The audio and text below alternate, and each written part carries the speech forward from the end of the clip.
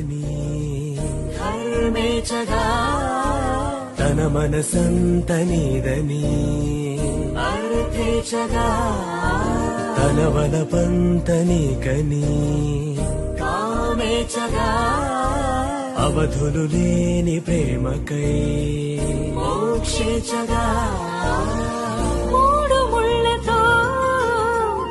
7 అడుగుల అగ్ని సాక్షిగా ఇద్దరు ఒకటిగా మారగా మరుపేలేని సంతకం పుస్తకం మరు జన్మకి తొలి